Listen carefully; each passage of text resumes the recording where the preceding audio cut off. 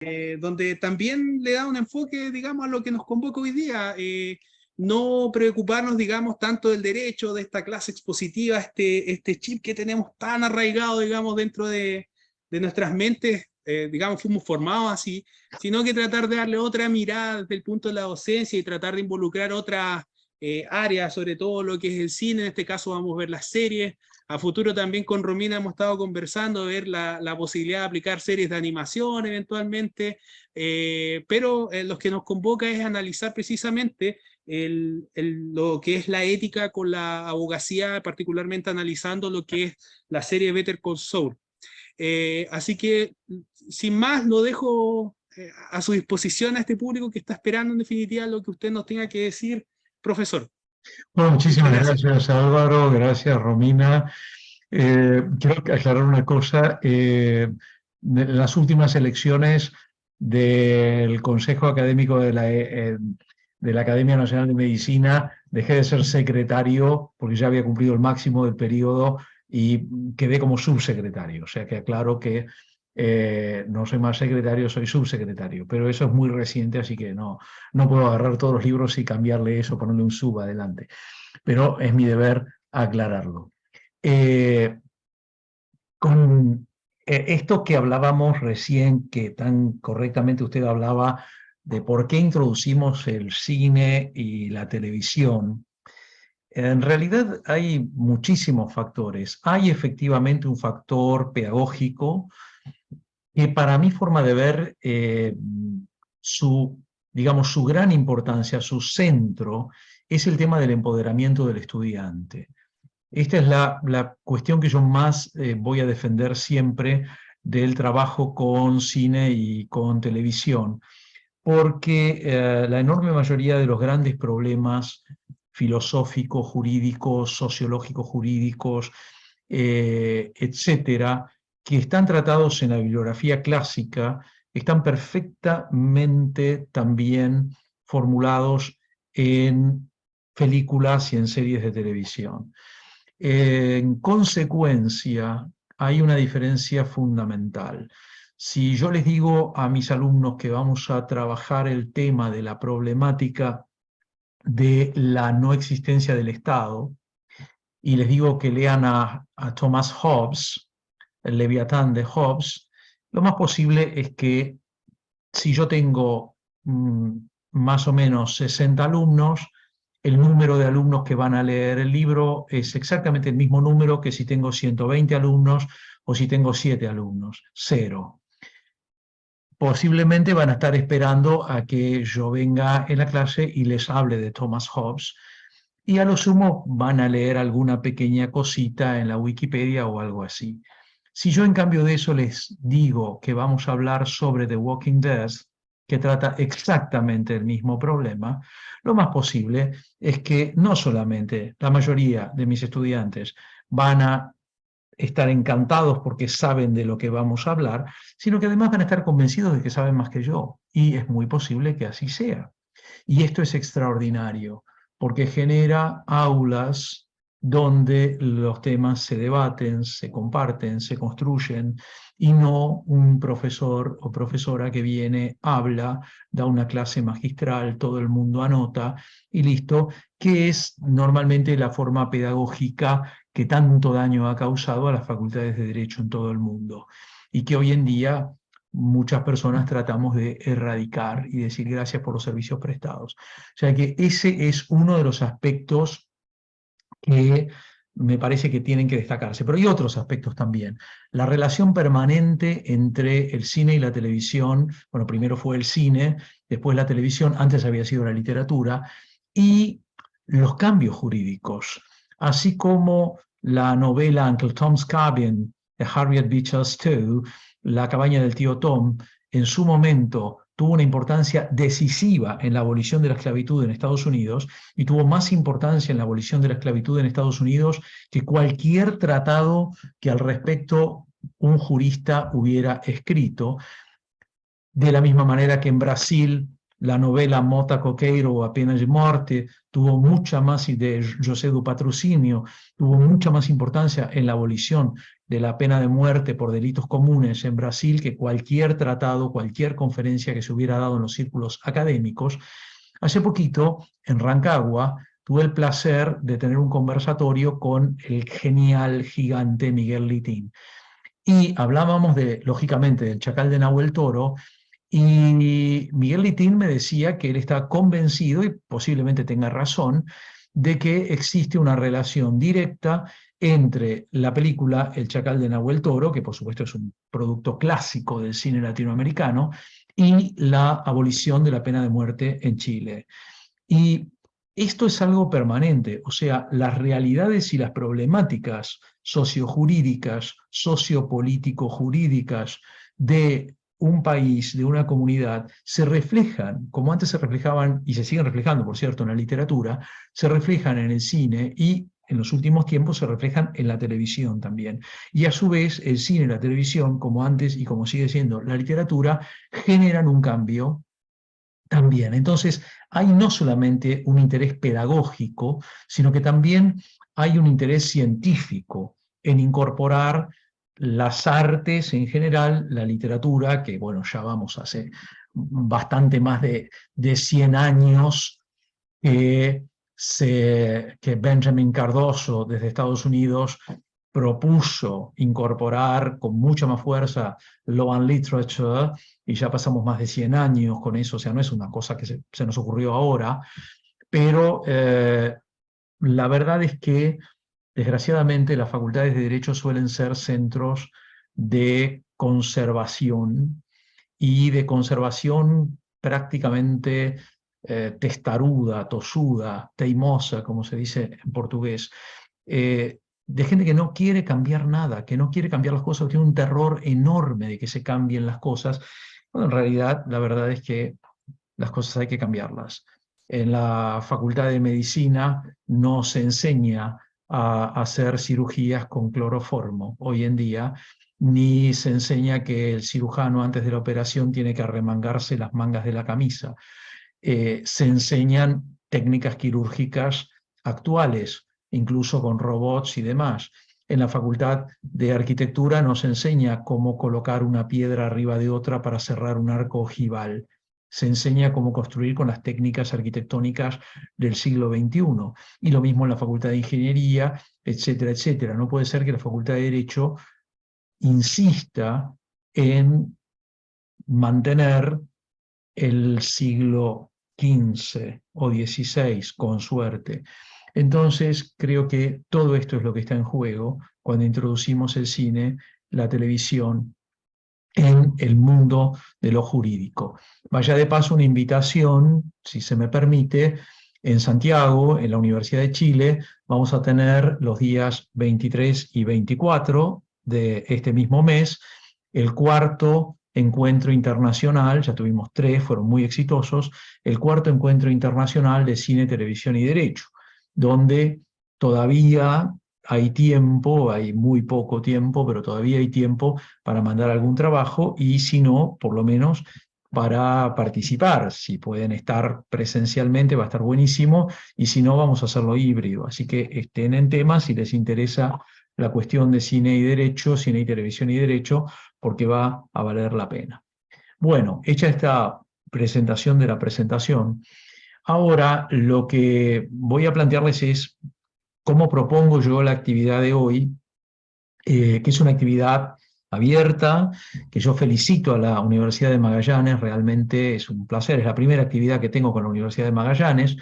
Existen dos posibilidades: o me echan y nunca más me vuelven a llamar, y me marcan con una cruz en todos los calendarios, o bien volveremos a encontrarnos otras veces más, lo cual me hará muy feliz.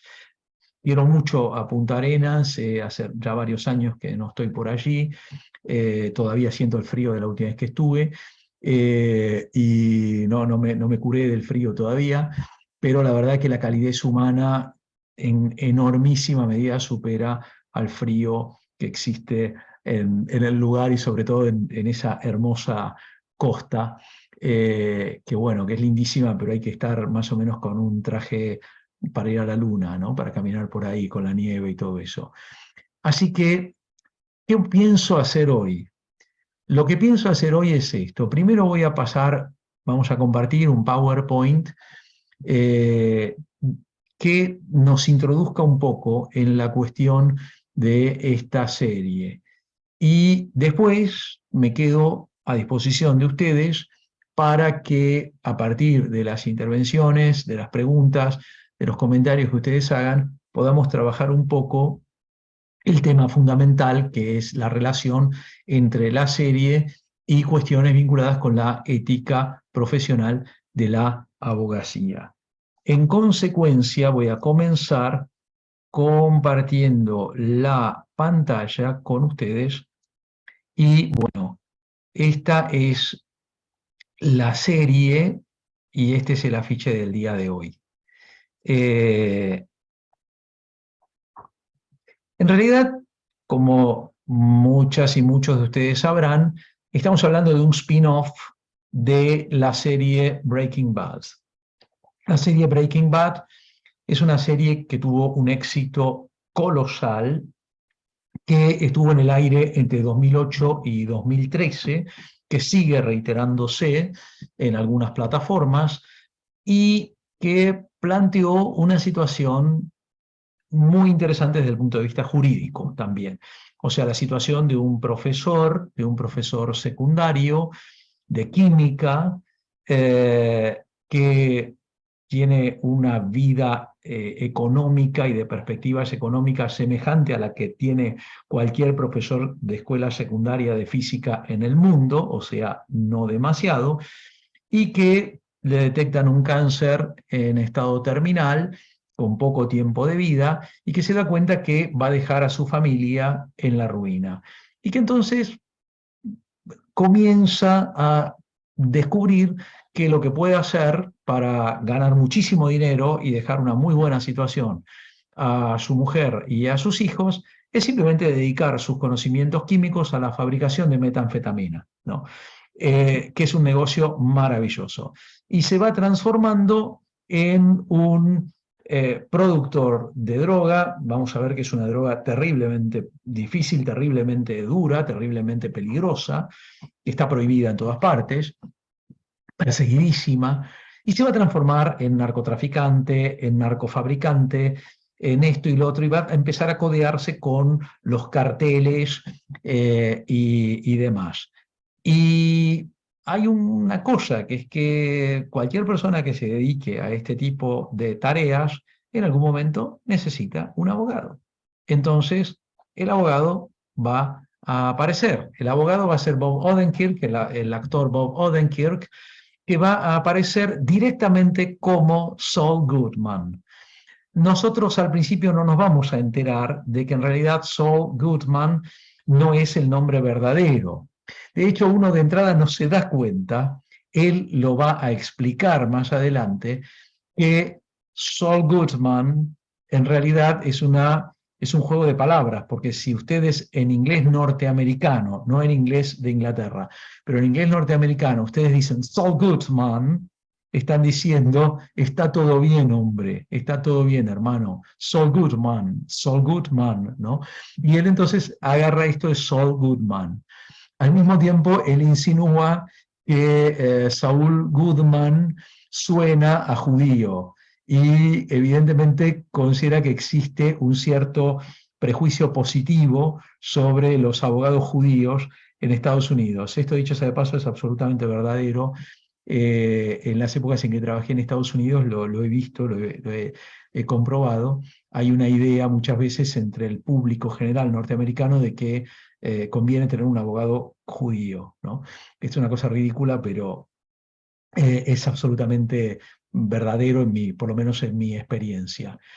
Él se va a transformar en el abogado de Heisenberg, que es el nombre que adopta, y todo el mundo adopta otro nombre, que adopta este profesor, y acá los vemos juntos, a los dos, y aparece en la segunda temporada de Breaking Bad. Poco, aparece poco. En la tercera temporada la respuesta del público es tan grande que resuelven sacarlo de un papel de relleno para ponerlo en uno de los roles principales. Y en las últimas temporadas de Breaking Bad, él prácticamente es un coprotagonista. Es un personaje que en enorme medida se come gran parte de la serie Breaking Bad y va ganando cada vez más en interés por parte del público y en interés su personaje. Sus características son muy claras. Se viste invariablemente con ropa de colorinche, con camisas de color rojo, naranja, amarillo, corbatas de esas corbatas que uno cuando las ve en un negocio dice, ¿quién se comprará una cosa así? Y que son aparte corbatas muy anchas y con pañuelos al cuello, que a veces incluso los pañuelos al cuello no combinan con la corbata, a propósito, sacos brillantes de colores estridentes, etcétera, etcétera, un poco quizás haciendo una ironía, un poco de sarcasmo, con relación al hecho de que del abogado se espera en muchos países que aparezca con un traje y una camisa y una corbata. Y entonces como que, bueno, esto de que suponemos que el abogado lleva un terno y lleva una corbata, bueno, pero puede ser cualquier traje y puede ser cualquier camisa y puede ser cualquier corbata. O sea, hay una gran ironía alrededor de esto, una crítica velada del formalismo generalmente bastante estúpido que se rodea en general a la idea del abogado y a círculos que se vinculan de una u otra manera con la abogacía, como puede ser, bueno, el círculo legislativo, judicial, etcétera. La oficina donde atiende en Breaking Bad Saul Goodman es una oficina que es una parodia en sí misma.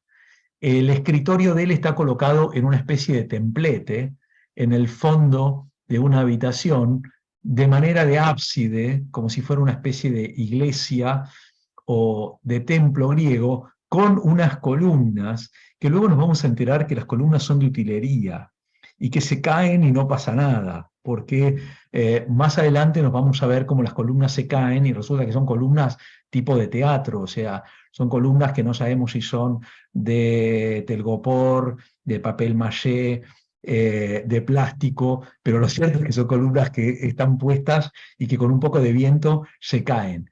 Y las paredes, que tienen arriba esos ojos de buey, que le dan esta idea de fondo de templo, las paredes tienen reproducciones en tamaño gigante de, por ejemplo, la Constitución de Filadelfia, ustedes alcanzan a ver ahí, We the People, nosotros el pueblo, el Acta de Independencia de las colonias, etcétera, etcétera. O sea, se rodea de una serie de documentos fundamentales. Les cuento que estos documentos así, en este formato, se venden en Estados Unidos en muchas partes.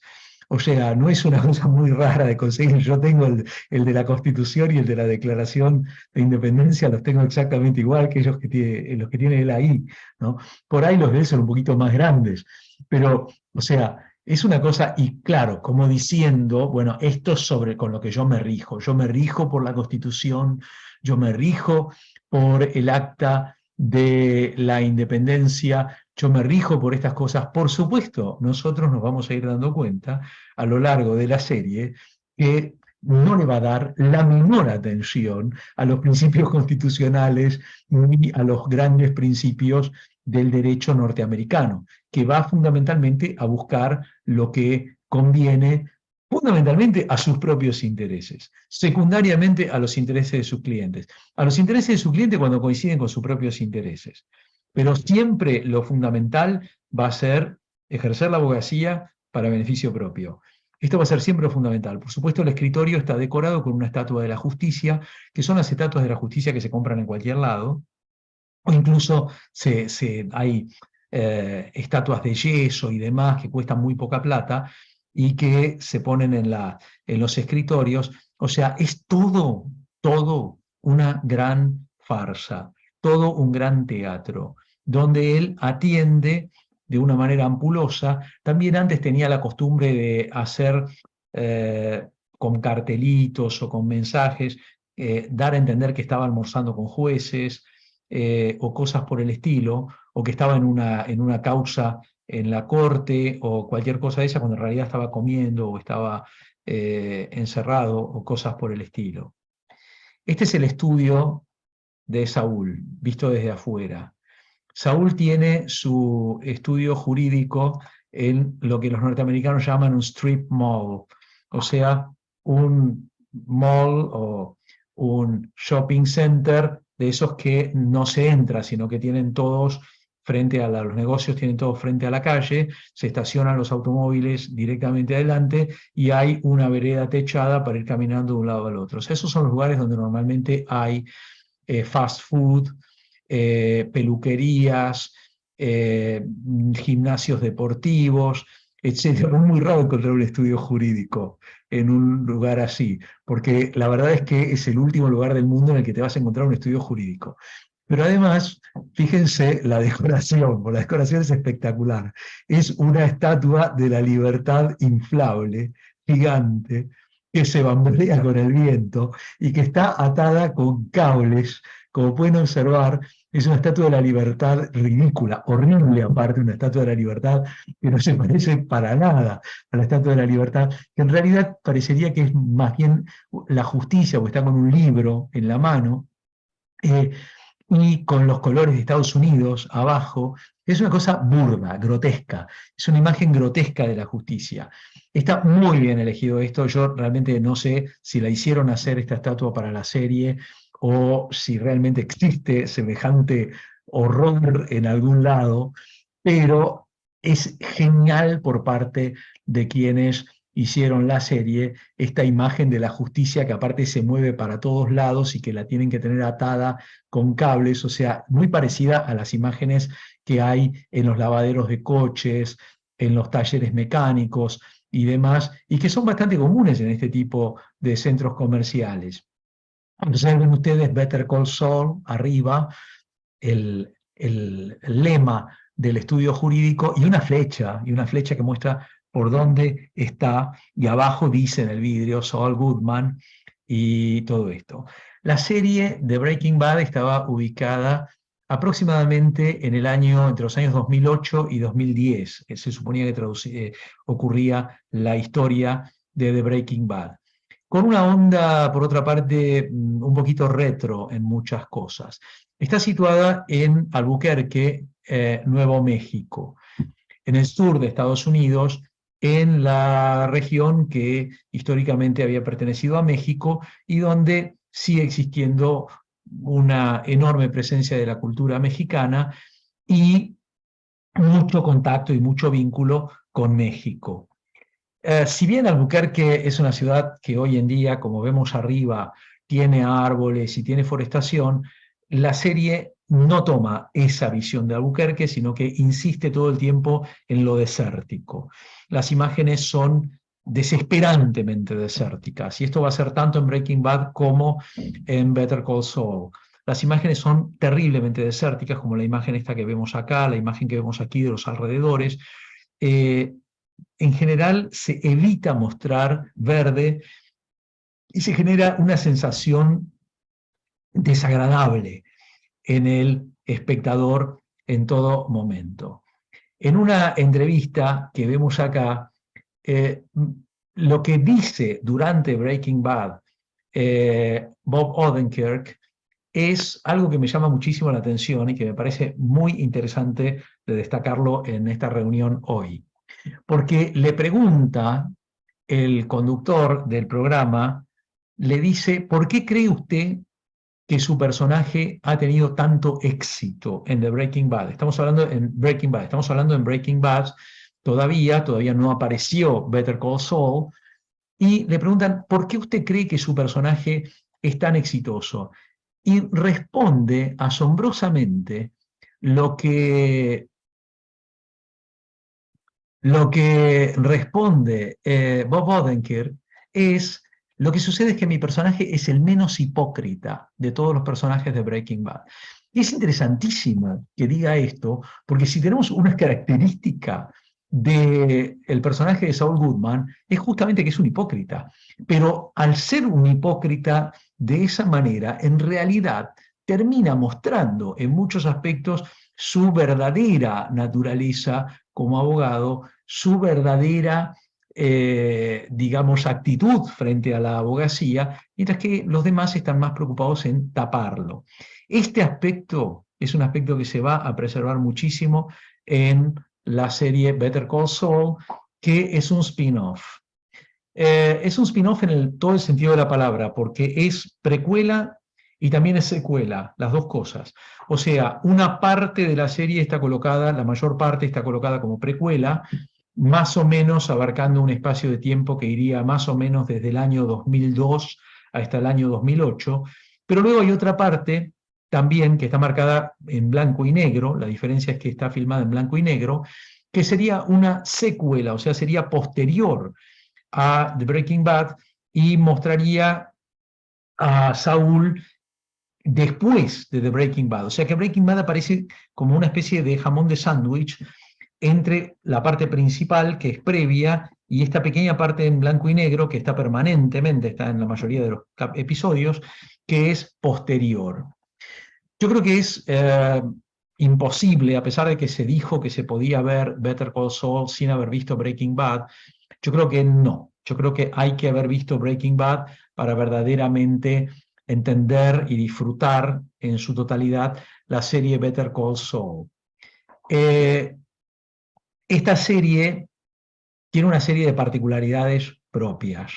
Vamos a ver una de las introducciones o un par de introducciones que son muy breves y vean ustedes los elementos que se han tomado para hacer estas introducciones.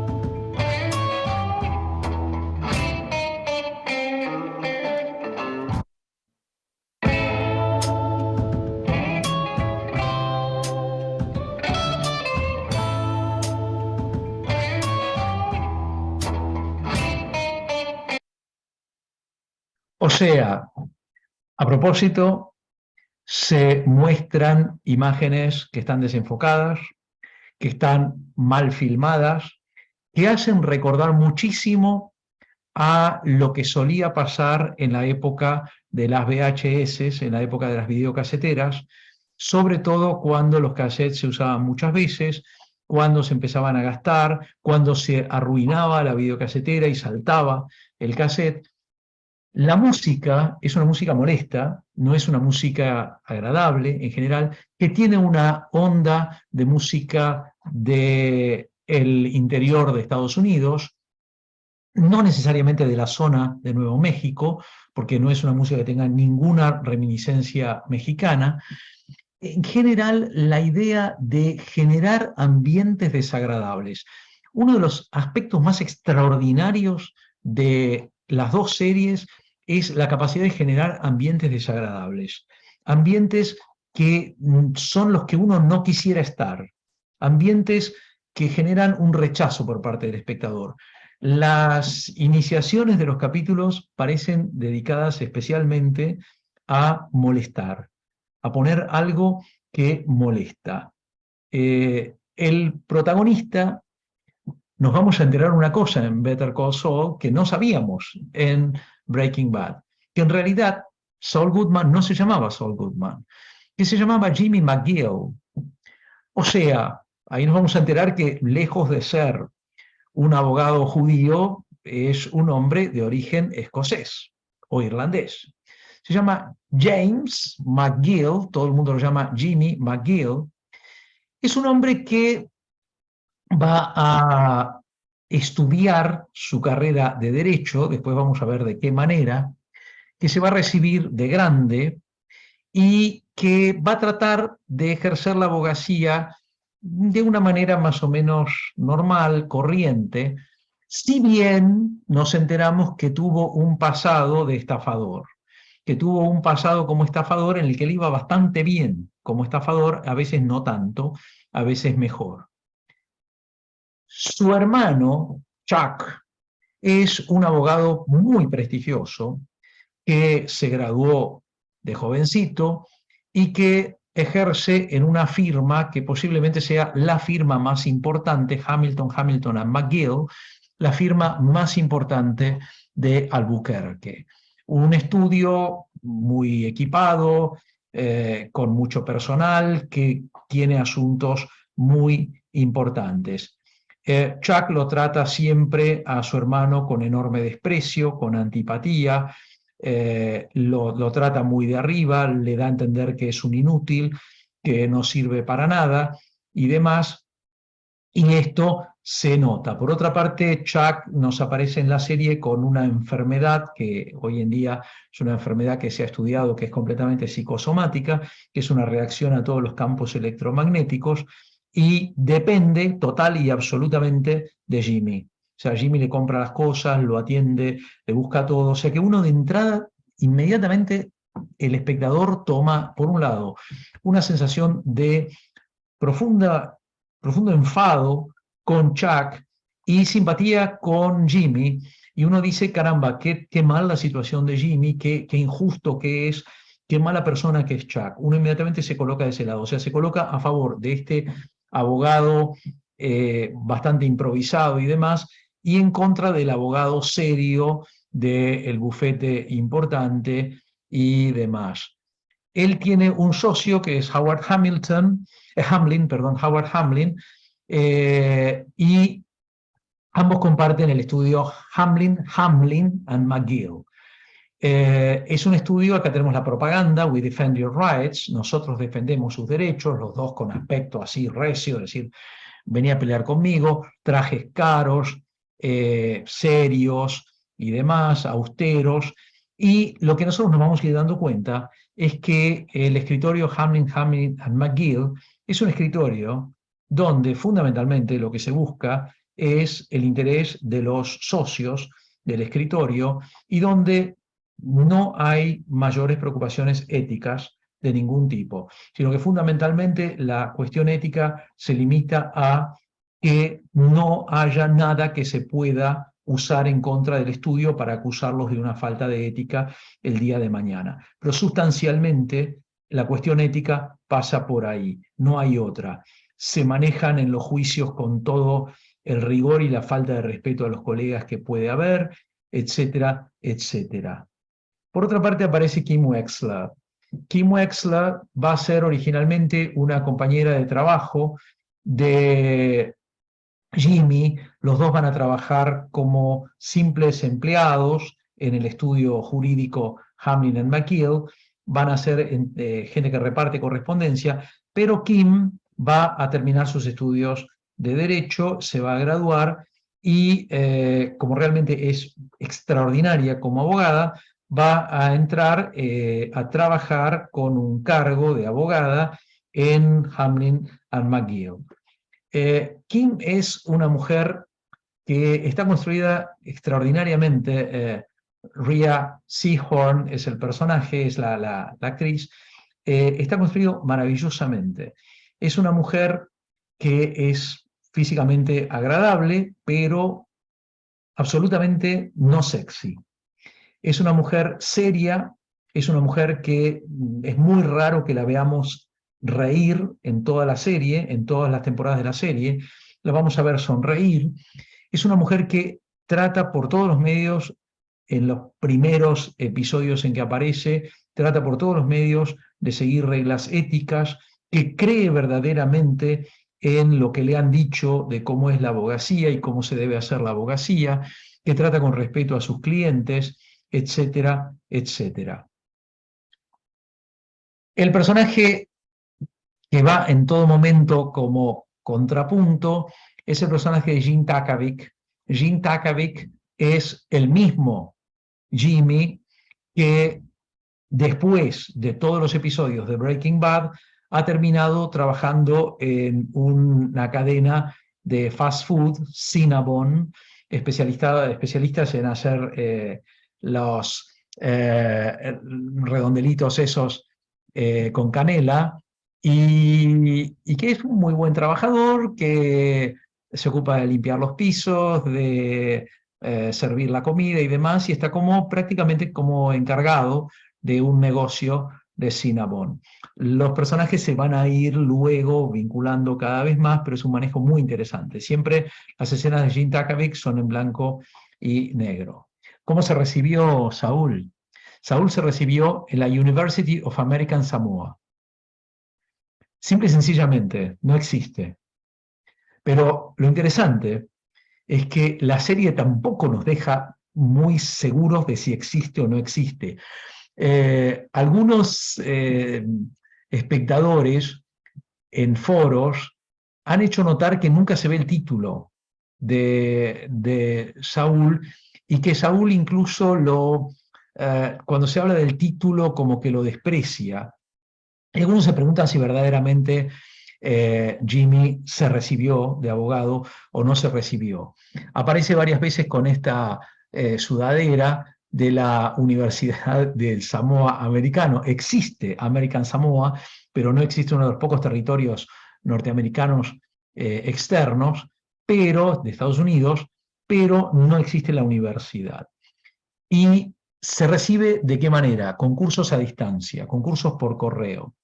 Hay toda una broma aquí sobre el tema de estudiar derecho por cartas, ¿no? Estudiar derecho por correo, qué se obtiene estudiando derecho por correo, qué sabe. O sea, la verdad que Saúl de derecho, como lo que nosotros entendemos por derecho, no sabe absolutamente nada.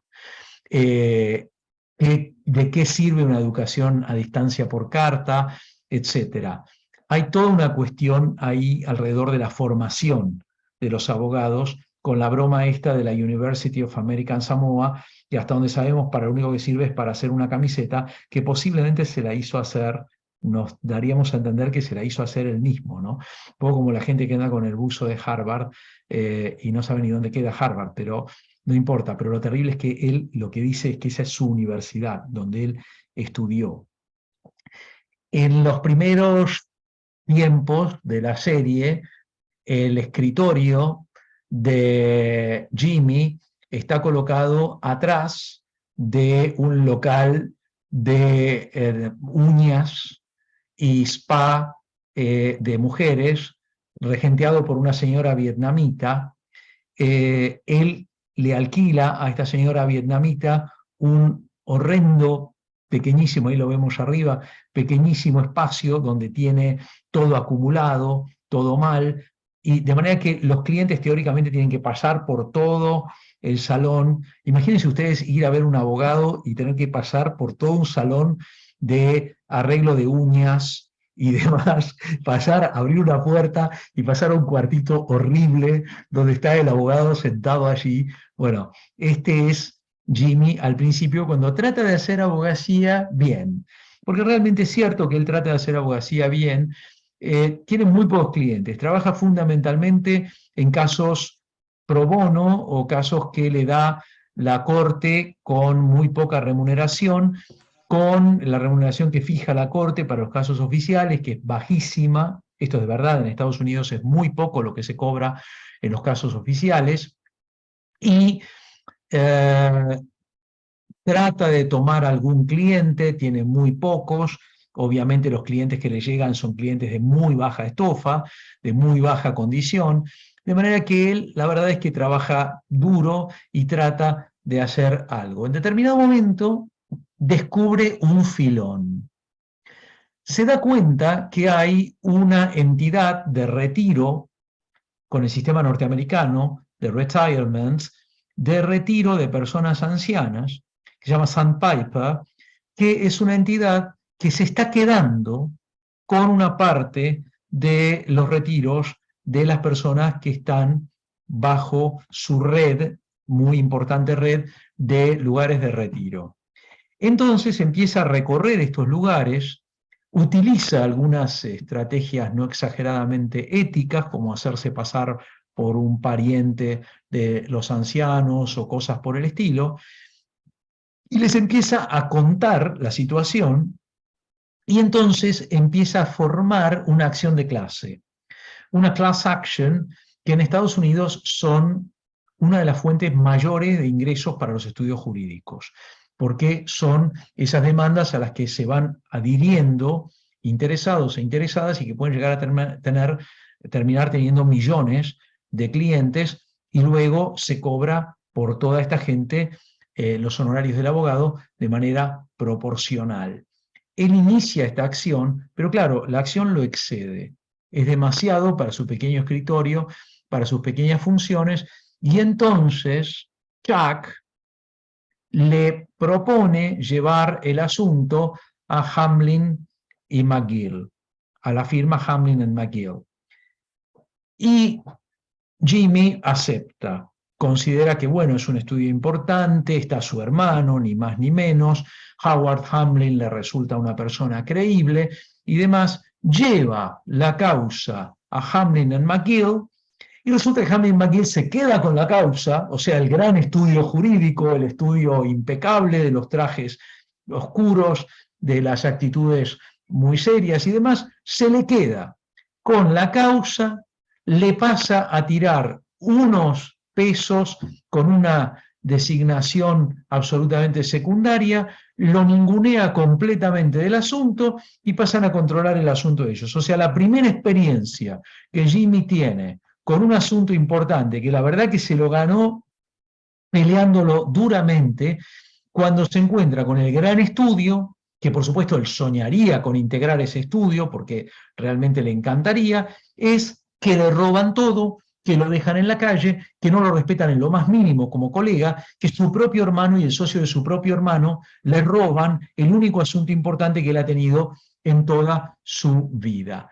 Muy parecida, aunque con otras características, va a ser la situación que le va a tocar a Kim Wexler con un asunto muy importante que ella va a tener, que es el asunto de la financiera Mesa Verde, y que va a llevar a que ella también quede afuera, y luego con la intervención de Jimmy, que ya empieza cada vez más a darse cuenta que para poder sobrevivir y ganar dinero, tal como hace su hermano y como hace Howard, necesita ir perdiendo el sueño de lo que tiene que ser la abogacía y empezar a hacer todo lo que dé lugar, la ayuda a Kim a no perder del todo el asunto de Mesa Verde.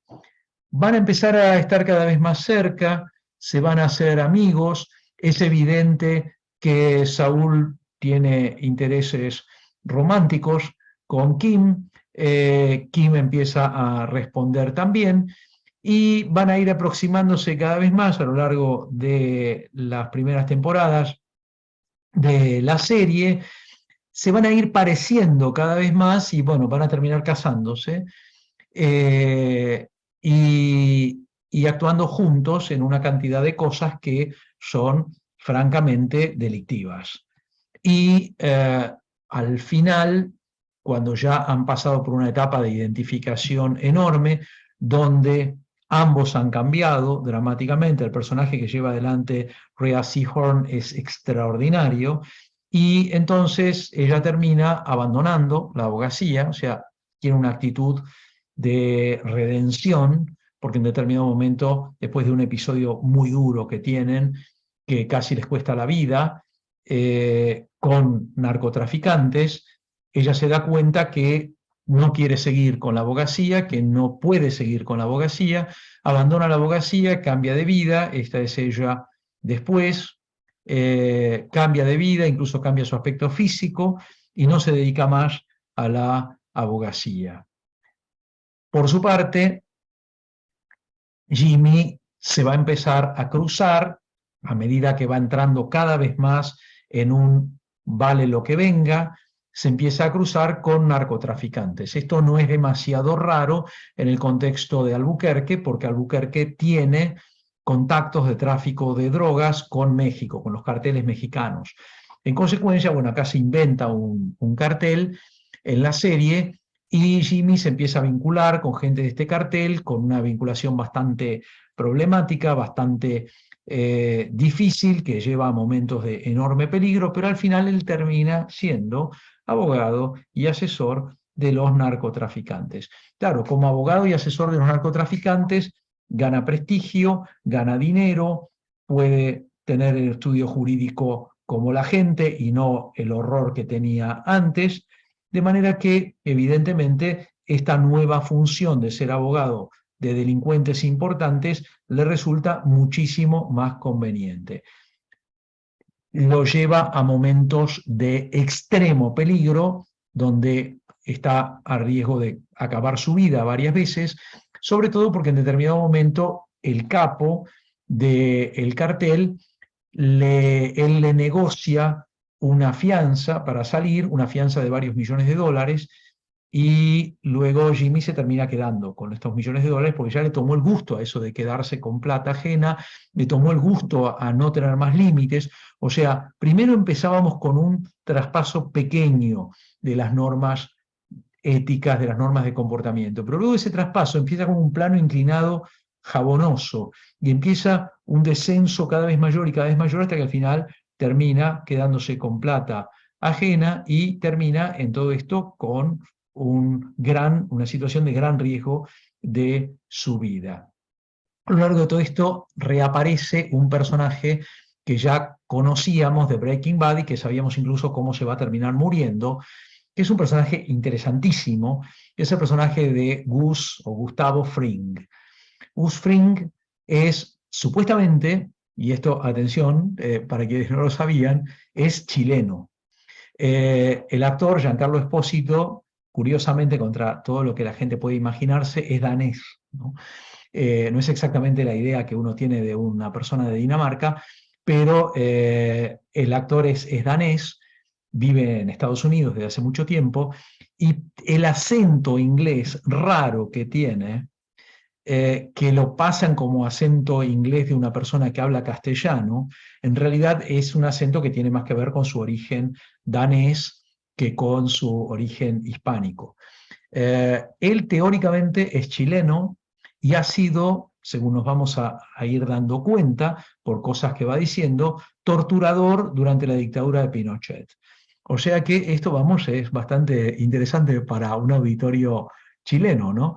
Él sería un torturador de la dictadura de Pinochet, que luego, cuando cae la dictadura de Pinochet, las cosas se le ponen mal y entonces se escapa y se va a Estados Unidos y se queda allá. Pero por lo tanto es un tipo que ya de entrada nos enteramos que es un tipo que no le teme a las torturas, que no le teme a matar gente, que no le hace ascos a ninguna de esas cosas. Si vamos a ponerle algunas críticas a la serie, yo le pondría la crítica de que la verdad es que si Gus Fring era chileno, es chileno, podían haber dedicado un poquito más de tiempo a que hablara castellano y no esa cosa rarísima que habla cuando quiere hablar castellano. O sea, una persona que viene de Chile no habla un castellano como si se lo hubieran enseñado en un instituto el mes pasado. Habla castellano nativo. Entonces, bueno, ya que no pusieron un actor chileno, por lo menos haber ensayado un poquito más, haber practicado un poquito más la pronunciación del castellano y quién sabe, haber puesto un poquito de pronunciación chilena, ¿no? Que en algún momento dijera vuelvo al tiro o cachai o alguna cosa así, o un poquito de pronunciación chilena. Pero la verdad es que Gus en ningún momento parece chileno, ni tiene absolutamente nada que haga pensar en Chile. Es un personaje en ese sentido muy poco creíble, muy poco creíble. Lo que no quita que está extraordinariamente actuado en todo lo demás menos el castellano, porque además los otros personajes, que los mexicanos, hablan castellano nativo perfectamente bien, perfectamente bien. Entonces choca muchísimo que en medio de gente que de repente tiene largos diálogos en castellano, que para la gente de Estados Unidos aparecen con subtítulos en inglés, pero largos diálogos en castellano, incluso las escenas que están supuestamente localizadas en México, que se hacen casi íntegramente en castellano, Toda la gente habla castellano con acento mexicano muy, muy bien, porque son evidentemente personas que son hispanoparlantes. Y de repente aparece Gus Fring, que le cuesta trabajo articular las palabras en castellano y le ponen muy pocas frases justamente porque se ve que le costaba un esfuerzo enorme. Esto sí que es una lástima, la verdad. Pero el personaje en sí es interesantísimo y es interesante cómo aparece vinculada a la dictadura militar chilena y en general las dictaduras sudamericanas vinculadas con la tortura, vinculadas con el narcotráfico y demás. Es interesante esta presencia de lo sudamericano y no de lo mejor que tiene Sudamérica, por cierto, en la serie. Gus tiene dos caras. Por un lado, es un terrible narcotraficante y mafioso que es muy raro que él mate directamente a alguien, muy raro que él mate o torture directamente a alguien, pero no tiene ningún empacho en dar orden de matar. Cuando tiene que matar, puede matar tranquilo, no pasa nada, pero no tiene ningún empacho en dar las órdenes de matar, de terminar con alguien, no le importa. Y al mismo tiempo es el muy, muy atildado dueño de un fast food que se llama Los Pollos Hermanos, que viene de Breaking Bad, igual que el personaje, y que él lo atiende con un cuidado extraordinario, barre todos los días el piso, limpia las mesas con un trapo, atiende al público, dirige todo lo que se hace, siempre se coloca uniforme para trabajar, o sea, es el dueño ideal del fast food, Los Pollos Hermanos. Y al mismo tiempo el tipo es un terrible, terrible delincuente. Acá lo tenemos junto con un personaje extraordinario, que es el personaje de Mike, que es un personaje de un tipo que empieza siendo un policía honesto. Fue un policía honesto y tiene la tristeza de que a su hijo, también policía, lo involucraron en una cuestión de corrupción y terminó muriendo, y han quedado la viuda y la hijita, y él tiene que mantenerlas, y la verdad que no puede mantenerlas porque la pensión que recibe no le alcanza y demás, y empieza también, o sea, este es un elemento que sería como una constante en ambas series. Gente que la quiere hacer bien o que la quiso hacer bien, pero económicamente no le resulta. Y entonces sea en la abogacía, sea en la química, sea en la policía, por una cuestión de necesidad económica, terminan pasando a la criminalidad. Eh, bueno, Jimmy termina finalmente preso, eh, ya estamos en el final de todo, estamos después de Breaking Bad, termina preso y termina condenado. Tenía una posibilidad de salir con solamente 7 años, a pesar de todos los delitos que se le imputaban, con un acuerdo, pero este acuerdo de alguna manera pudiera haber involucrado a Kim, y entonces él toma la decisión de asumir todas las responsabilidades y demás, eh, y termina con una sentencia de 80 y tantos años de prisión. Y la escena final de la serie, que se las voy a poner ahora, no tiene, sí creo que tiene subtítulos, que se las voy a poner ahora a continuación, es muy breve. Está considerada una de las mejores escenas de terminación de una serie de toda la historia de las miniseries en la televisión. Dice muchísimo, y también me parece que tiene mucho que ver con la cuestión de la ética profesional. Vamos a verla. Estamos en la cárcel donde Jimmy está sirviendo su prisión de 80 y tantos años.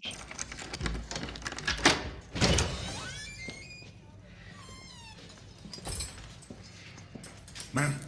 No cuffs, please. Está sin subtítulos. Thank you. Si no entienden algo, después les digo. Hi, Jimmy. Hi. How did you... Turns out my New Mexico bar card doesn't have an expiration date.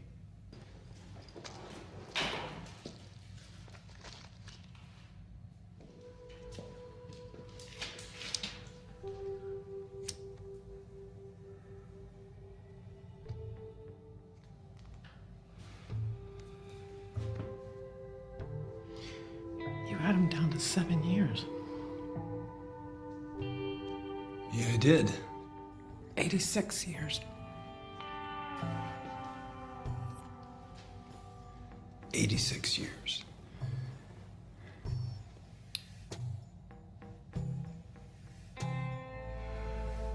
But with good behavior, who knows?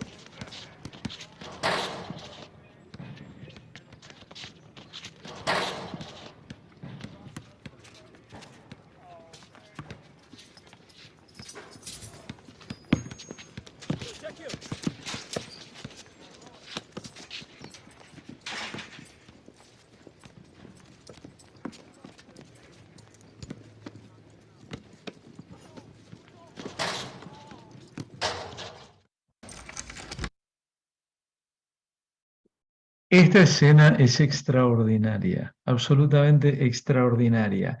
En blanco y negro, con un toque europeo muy claro, que hace pensar mucho en determinadas líneas del cine europeo. Es un final bastante abierto, no sabemos qué pasó, nunca vamos a saber qué pasó con Jimmy. Jimmy le hace la broma, ella le dice, te condenaron a 86 años.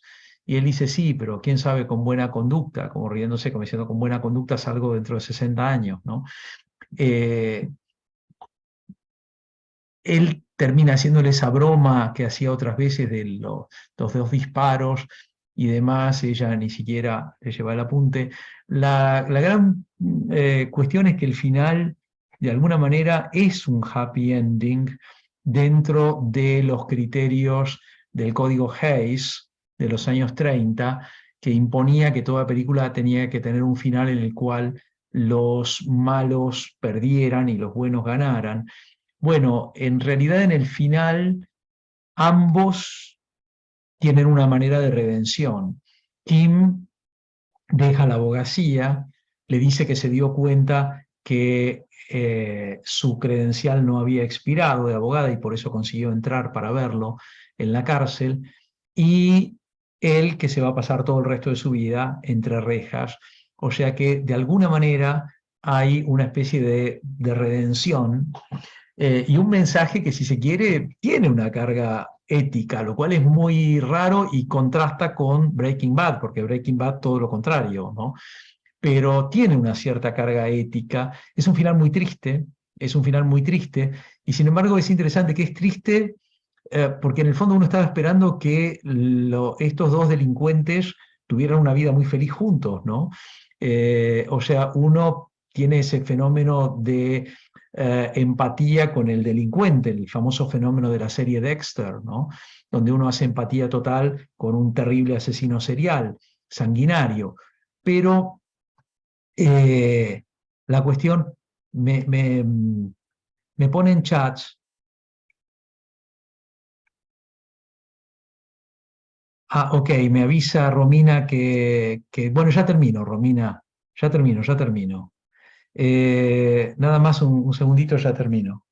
Termino antes de las 7:20, tranquila. Ya termino. Mi exposición no ha sido, todavía es, le queda un poquito.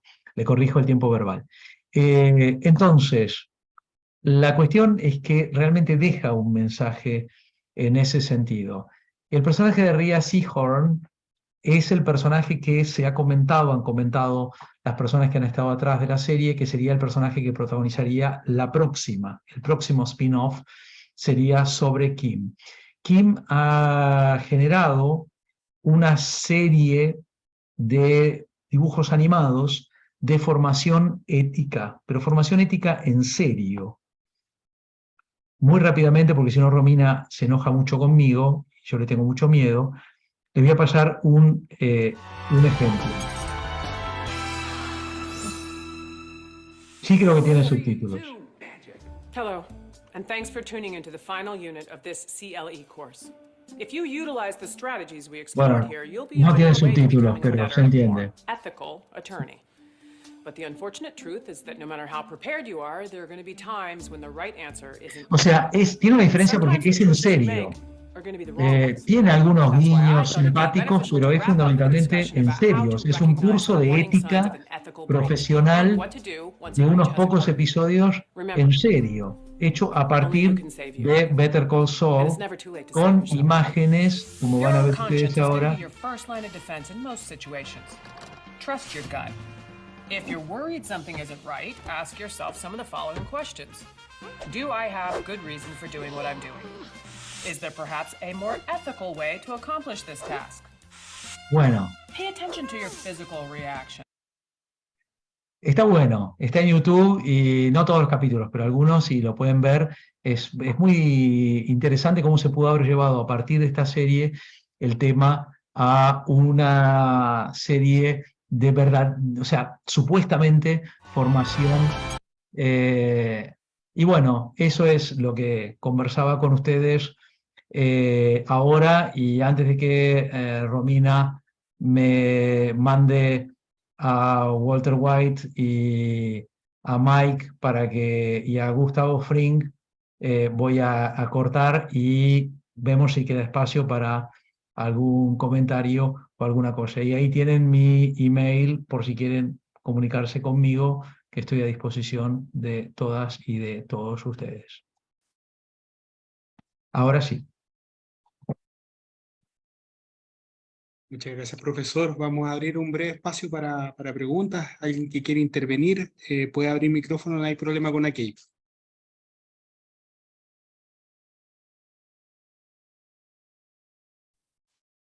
Eu não tenho uma pergunta, solamente o professor Ricardo foi muito detalhado em toda a exposição, pero que vejo muitas similitudes com a realidade de um advogado, pero que em Brasil sim. Eu sou advogada desde 1999 e tenho vení nesta série, tuve muitas dificuldades. Empieza com as dificuldades quando ele se foi golpeado por amigos, colegas e familiares. E depois, quando não atua eticamente. Sempre se trata de eludir a lei, ele faz as coisas de maneira pouco ética e legal. Tem acá em Brasil, se tem muito assim, advogados que se vão levando drogas e armas a seus clientes em prisão. Se habla muito de lavado de dinheiro, que se há muito. Tem outras séries como Ozark, que se habla deste tema. Cambia nossa visão nos negócios das empresas. Eu vejo muito outros as empresas têm Bueno, yo te diría, gracias Luciane, yo te diría que sí, que evidentemente el éxito de esta serie ha sido fundamentalmente, aparte por las excelentes actuaciones y todo, justamente porque es una serie que pega en aspectos que hacen pensar en la realidad. Un tema que es interesante siempre considerar es que las series están localizadas. O sea, esto sucede en Albuquerque, Nuevo México, o sea, sucede en Estados Unidos y sucede en el interior de Estados Unidos. Estos son dos factores que me parece que hay que considerarlos siempre, porque cuando trabajamos con películas o con series, tenemos que ver en dónde están localizados. O sea, no todo es igual, digamos. Las situaciones que se pueden verificar en Chile o en Argentina o en Brasil no necesariamente van a ser las situaciones porque, vamos, el sistema jurídico y el sistema procesal son diferentes. Estados Unidos tiene un sistema procesal muy propio, pero aparte de todo, esto no es New York, ni es Washington, ni es Los Ángeles. Esto es una ciudad del interior de un estado pobre de Estados Unidos, de un estado completamente alejado, ¿no? No quiero hacer ningún tipo de comparación porque no me invitan nunca más a la Universidad de Magallanes, pero digamos, es un poco una especie de, bueno, ya sé, no quise decir nada, pero políticamente incorrecto mi observación. Pero es el final de Estados Unidos, es un lugar perdido de la mano de Dios y de la mano del hombre. Entonces, esto también incide un poco. Lo mismo que la presencia de la cultura mexicana, que es permanente en la serie, y que para quienes somos latinas y latinos tiene un sabor muy especial, ¿no? Aparte de todo. Así que bueno, muchísimas gracias, Luciane. De Luciane podemos pasar a Luciana, que tiene la mano levantada desde hace un rato largo. Adelante. Hola doctor, ¿cómo le va? Bueno, felicitaciones por su disertación. Y quería comentarle que al lado tengo mi hijo de 14 años, que es fanático de la serie, y quería hacerle una, de las 3 series, también, y quería hacerle él una consulta. En paralelo, agregando un poco lo que usted decía, me parece que es el fondo de bolsillo, ¿no? Ese espacio de Nuevo México es el fondo de bolsillo, el resabio de lo bueno, ¿no? Pero bueno, ahora lo dejo con mi hijo que quería hacerle la consulta. Ay. Muchísimas gracias, Luciana. Adelante. No, ahí Ay, está. Ahí. Bueno, hay algo que no entendí muy bien del final de toda la serie, que fue que en un momento ponen, de parte de los capítulos ponen todo en blanco y negro. Nunca entendí eso. Bueno, ¿cómo es tu nombre, Tiziano. Luciano? Tiziano. Tiziano. Ah, Tiziano, perfecto. Tiziano, muy buena pregunta. El recurso de usar el blanco y negro y el color muchas veces, o sea, siempre indica algo, siempre indica algo. Este es un recurso que utilizó mucho dentro del cine norteamericano Woody Allen, por ejemplo, el recurso de utilizar el color y el blanco y negro para mandar un mensaje, en este caso, por ejemplo, es un mensaje cronológico. O sea, la idea es que al poco tiempo, sin que te lo digan, el espectador se mentaliza, se da cuenta que el blanco y negro es en el futuro. Sobre todo cuando tenés acá en este caso una serie que insisto que es obligatorio verla primero, que es Breaking Bad, porque Breaking Bad aparece, digamos, como en el medio, entre la parte que está en color y la parte que está en blanco y negro. De manera que el mensaje evidentemente es ese, y es un buen sistema. Pero me hiciste acordar otra cosa, y te agradezco mucho, Tiziano. Me hiciste acordar otra cosa. El tema que me lo había olvidado completamente, de que cuando Jimmy o Saúl termina en la cárcel, los presos lo reconocen. Y a él le toca la cárcel de Montrose, que nos enteramos que es una cárcel muy violenta, en la que nadie quiere ir porque la gente dura muy poco ahí, porque obviamente él no es uno de esos gigantes grandotes y qué sé yo, y entonces tiene bastante miedo de ir a Montrose. Él había pedido no ir a Montrose, justamente. Lo mandan ahí y contra todo lo que se podía imaginar, cuando los presos descubren quién es, lo veneran y se transforma en un personaje muy querido por sus compañeros de prisión en la cárcel. Nadie le pone un dedo encima, todo lo contrario. Todo lo contrario. Hay una escena buenísima en la que todos empiezan a cantar la canción de Better Call Saul a coro, como una especie de apoyo sin hablar, ¿no? Pero dicen, ¿usted es Better Call Saul? No, dice, yo no soy, vamos, que sí que usted es. Y claro, él tiene terror de que cuando se den cuenta van a caerle peor todavía encima, y no, se transforma en una persona venerada en la cárcel. Esto es interesantísimo, el mensaje es interesantísimo, ¿no? María Gracias, Carolina, profesor. no, gracias a ustedes, gracias María Carolina Esteban Becerra desde Colombia. Gracias, querido Ricardo, como siempre es un honor, un gusto escucharte y aprender de ti. Y me surge una duda aquí en esta exposición, y es cómo unimos la ética y la economía, porque al parecer los pobres pierden la ética, ¿no? Debido a su pobreza, pero no se hace una reflexión de cómo los millonarios también adquieren su dinero, que no es también tan transparente. ¿Cómo unimos esto? Porque nos encontramos con delincuentes pobres y con delincuentes de cuello blanco, y cómo no nos involucramos o cómo nos involucramos. Vale, gracias. Bueno, no, muy buena pregunta, Carolina.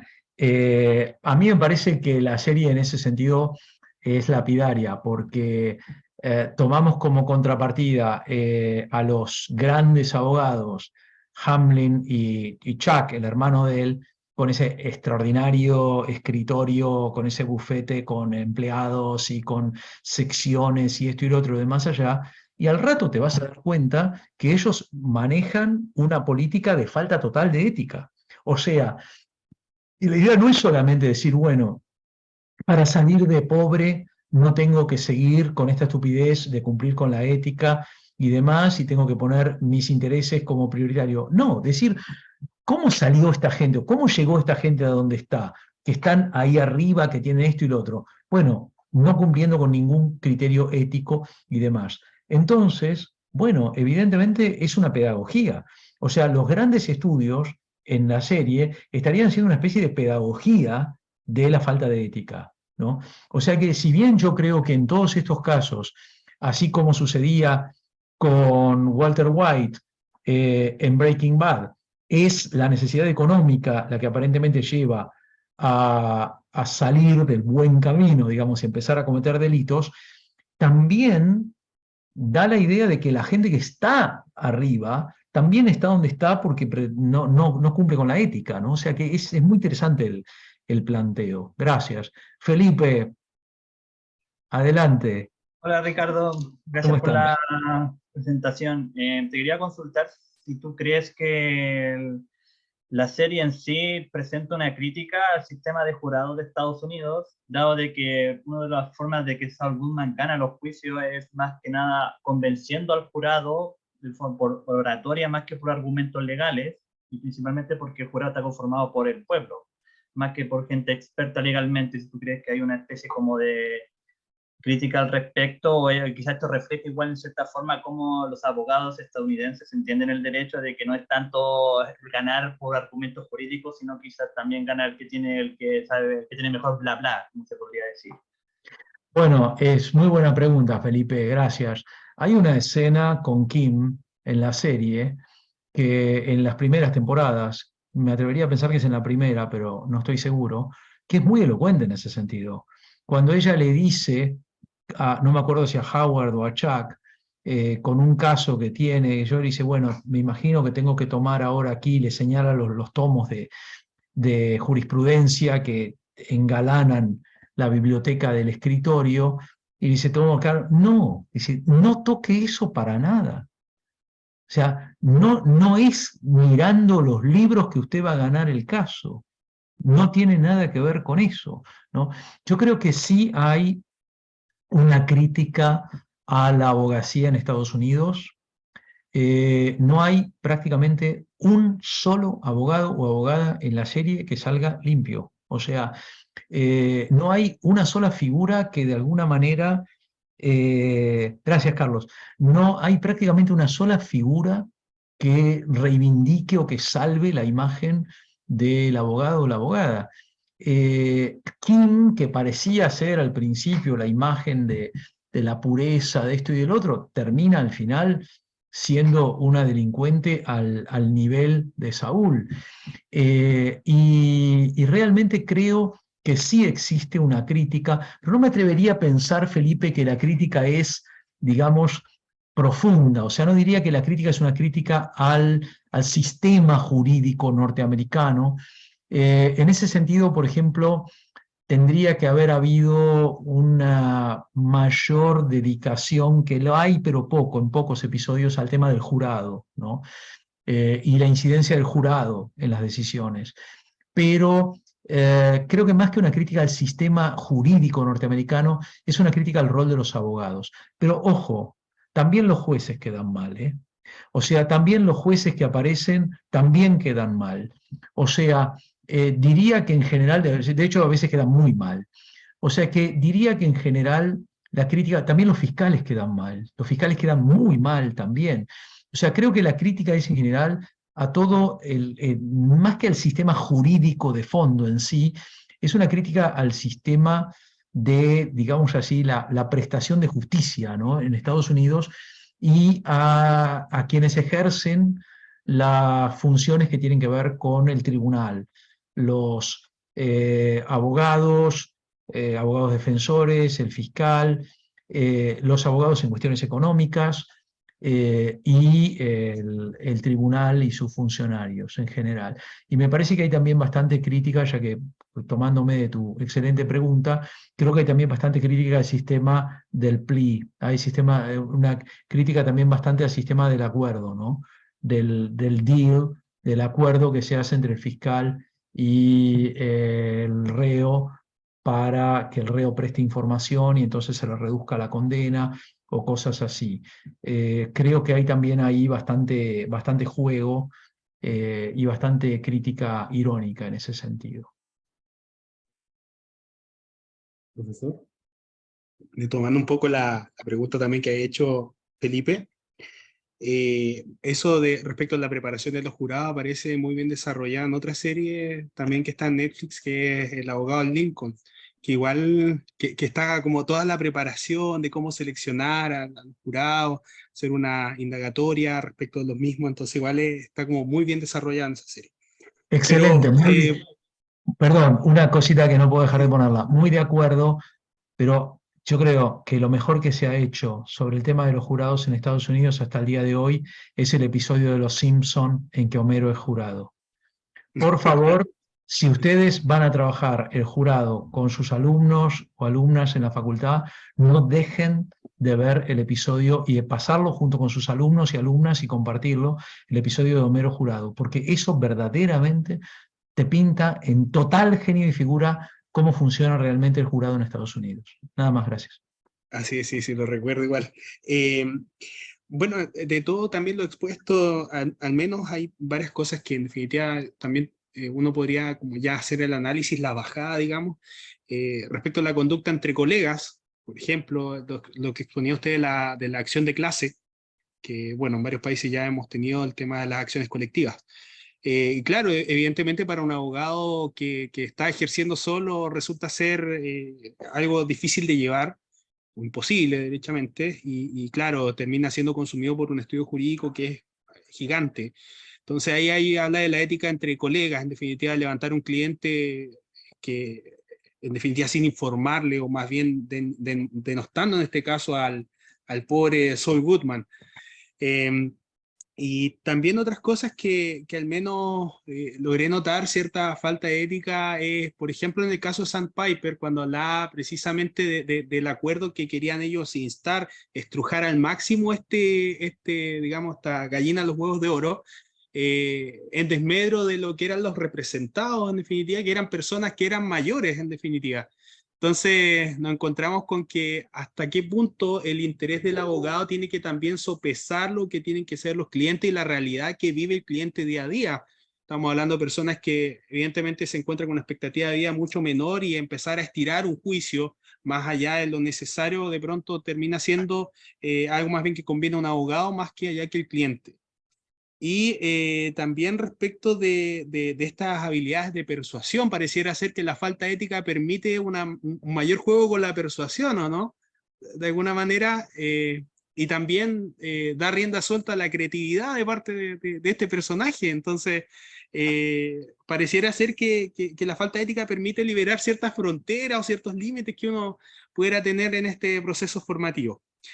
Y por último, también da la impresión de que el derecho penal es el que en definitiva nos permitiría de alguna manera enriquecernos, porque se permite todo, ¿me entiendes? Entonces da esa impresión la serie. Entonces, ya para concluir, si nos encontráramos con un caso así, o más bien una persona que llega a nuestra consulta y en definitiva nosotros no tenemos tiempo para tomarla, o bien se está relacionada con el derecho penal, ¿usted le recomienda que llame a Saúl o no? Es una pregunta muy buena, es una pregunta muy buena. A mí me parece que Saúl, al fin y al cabo, gana los casos, ¿no? O sea que si se trata de ganar el caso, no sé si nos recomendaría llamar a Saúl, pero hay que tenerlo muy vigilado. Muy buena pregunta. Quería destacar, me encantaron los comentarios, Álvaro. Estoy muy de acuerdo. Me encantó sinceramente lo de la libertad de no cumplir con las normas éticas. Pero esto me hace pensar en que hay una tendencia que viene más o menos desde los años desde el crack del año 29, el desastre económico norteamericano del año 29, y que después va a desaparecer del cine con motivo de la represión muy fuerte que va a haber, y va a pasar luego a la televisión y va a pasar a otros ámbitos como los cómics y demás, que ese tema de sostener que el due process of law, todo el sistema del debido proceso legal y del respeto por las normas jurídicas no funciona. Y que en realidad las cosas funcionan muchísimo mejor si no se usa el due process of law. Y esto, digamos, de figuras emblemáticas como Batman, por ejemplo, que viene a resolver los problemas a partir del momento en que no necesita cumplir con el due process of law, porque total es un delincuente, tiene la cabeza cubierta, vive en una cueva, tiene muchísimo dinero y hace absolutamente lo que quiere, y no necesita órdenes para entrar en un domicilio, no necesita órdenes para detener a una persona, puede torturar, puede pegar, puede hacer lo que se le ocurra, y termina siendo el que resuelve los casos, porque cuando el pobre comisionado no sabe cómo resolver, proyecta la batiseñal, y entonces, bueno, la policía se hace a un lado y le deja a un delincuente poderoso que resuelva los casos. Entonces, esta idea de que el due process of law en realidad no funciona está muy presente en el derecho norteamericano. La primera película que quiebra un poco el silencio impuesto por el Código Hayes desde comienzos de la década del 30 es posiblemente To Kill a Mockingbird, que en castellano se dio horrorosamente, bueno, Matar a un ruiseñor, no fue tan mala la traducción, lo único que Mockingbird no es ruiseñor, pero no importa, es otro pájaro. Pero en otros países, por ejemplo, en Brasil se dio con el título O Sol Sale para Todos, increíble. Pero bueno, propongo la restauración de la pena de muerte para traductores de títulos de películas, con juicio sumario y ejecución inmediata. Por la verdad que a veces es unos desastres que no pueden ser.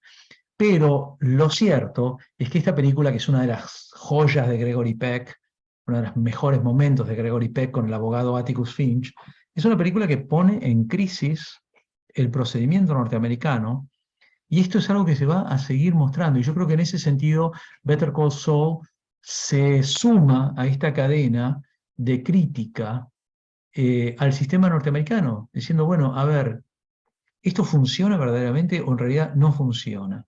Por eso me parecen muy buenas las observaciones de Álvaro. Muchísimas gracias. ¿Alguna pregunta más que tenga el público? Sino para ir concluyendo ya la actividad que ha sido. Don Carlos Ramírez, por favor. Carlos Ramírez de Colombia. No sé dónde se fue. Ya está habilitado el Ahí está, ahí está. Maestro, buenas noches. Maestro, para todos ustedes, buenas noches. A mí me pasa algo muy particular. Y como tú lo sabes, Ricardo, yo conformo la alta magistratura ética de Colombia.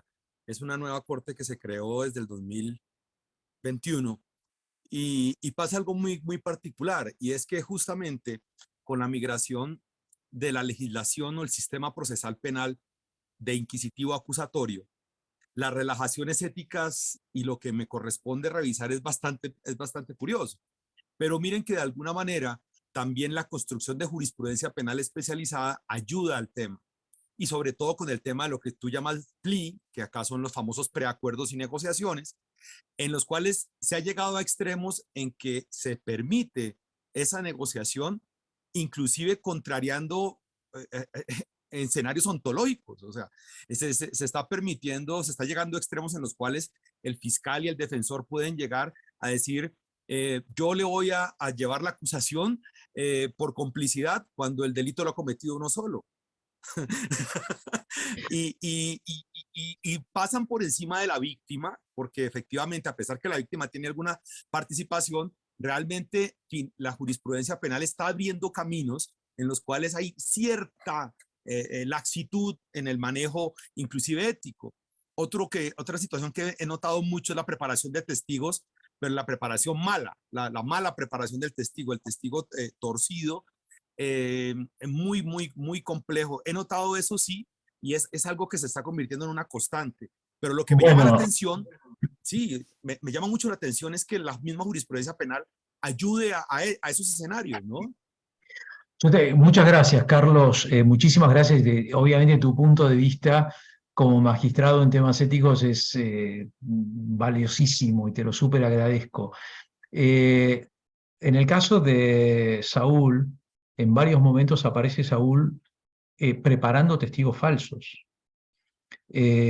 O sea, esto es algo que directamente, digamos, te pone frente a una situación de decir, bueno, ¿qué pasa con la prueba testimonial? O sea, la prueba testimonial siempre en Estados Unidos se consideró que Estados Unidos, por el puritanismo, por las ideas calvinistas y demás, y la importancia de la religión, sea la religión que sea, en la cultura norteamericana, que el juramento hacía que los testigos, bueno, o sea, teóricamente los testigos en Estados Unidos no mentían, o sea, con lo cual había una gran diferencia con Latinoamérica, que es un territorio en el cual los testigos normalmente mienten.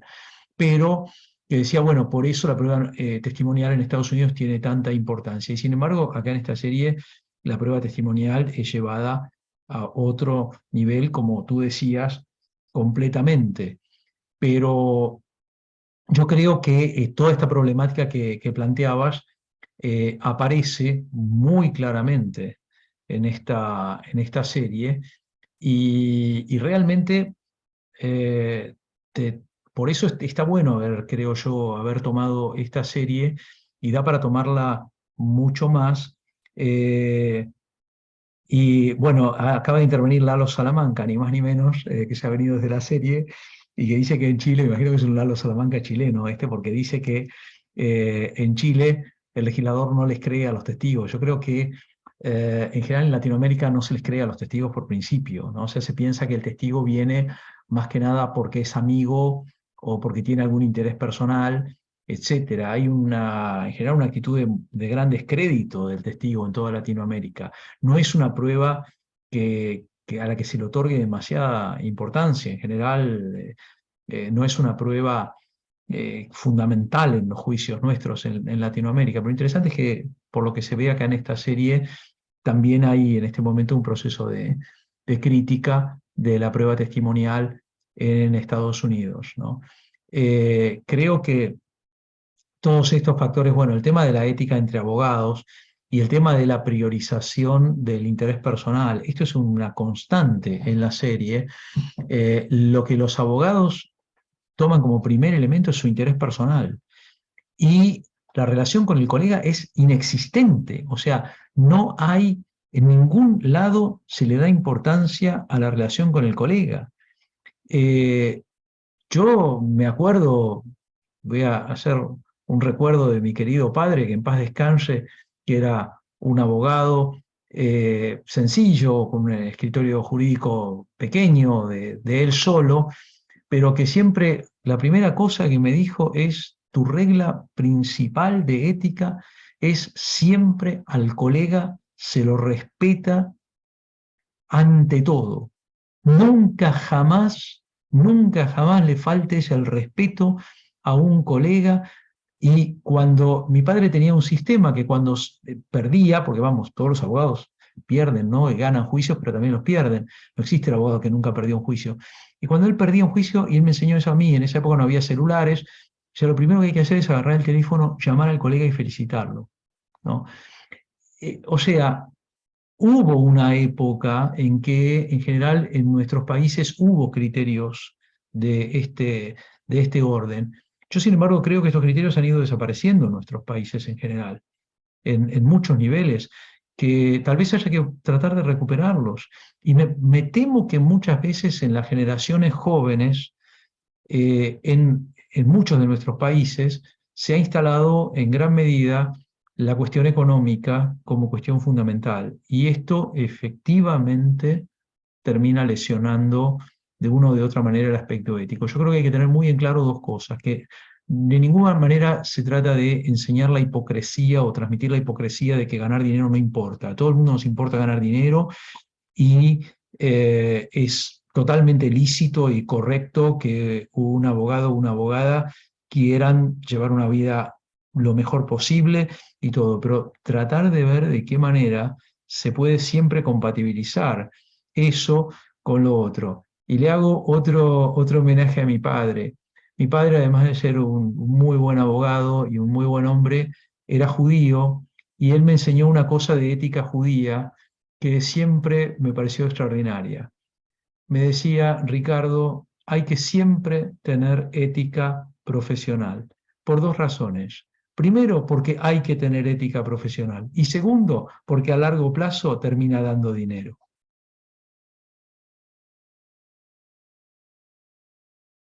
Y yo creo que es verdad.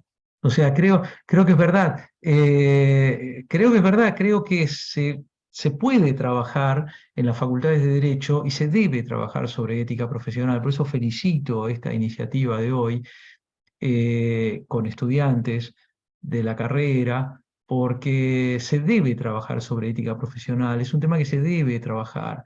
Se debe abrir espacio en las universidades para hablar de ética profesional, de ver, bueno, qué puedes hacer, qué no puedes hacer. Hablar de repente desde las situaciones personales, o sea, ¿qué pasa si tengo que defender a una persona?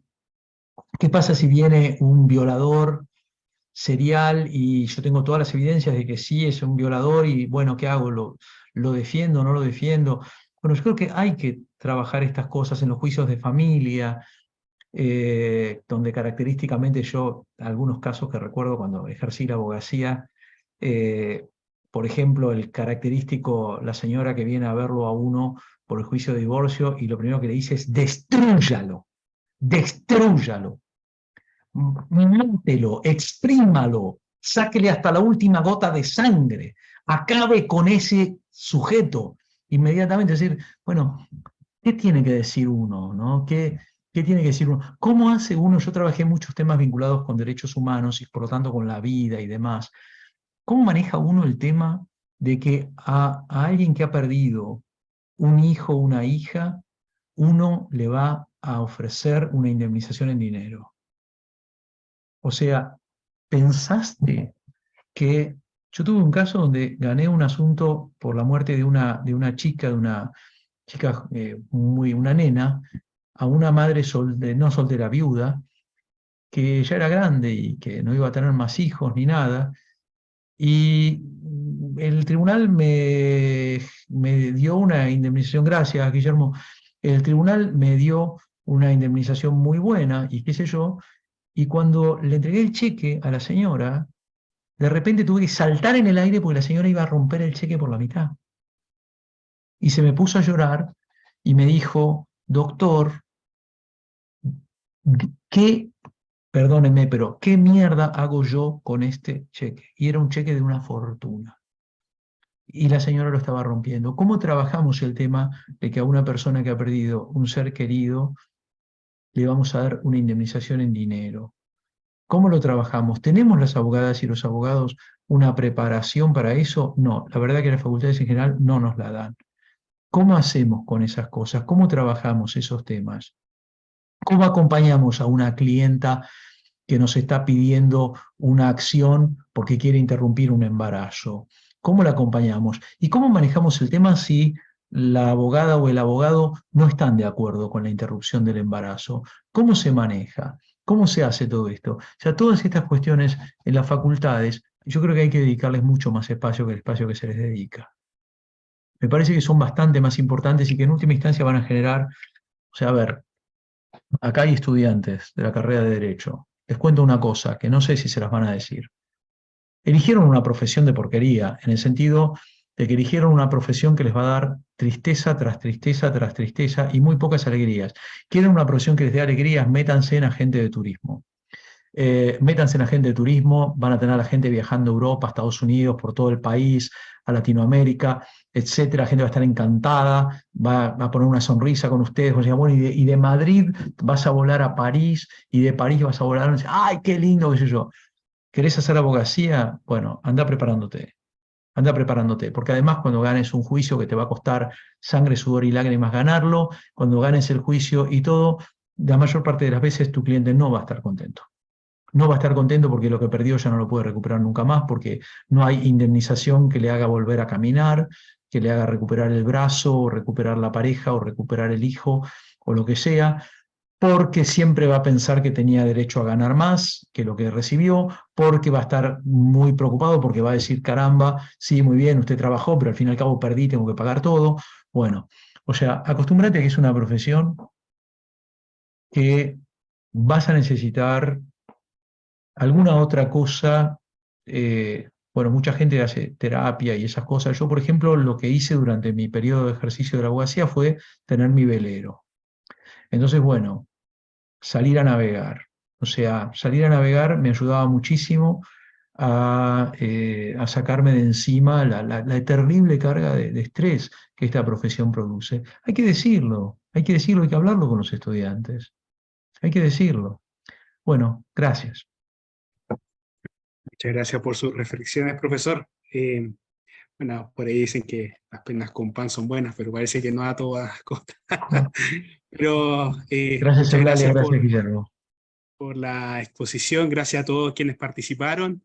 Y bueno, en nombre de la Universidad de Magallanes, particularmente de la dirección de la carrera de Derecho de esta universidad, le queremos dar las gracias a don Ricardo por su gentileza, por su tiempo en preparar esta exposición y también, por supuesto, por todo el ánimo que colocó en definitiva en ella y que permitió que no solamente estudiantes de Derecho, sino que también personas que están interesadas en la serie se conecten en esta oportunidad.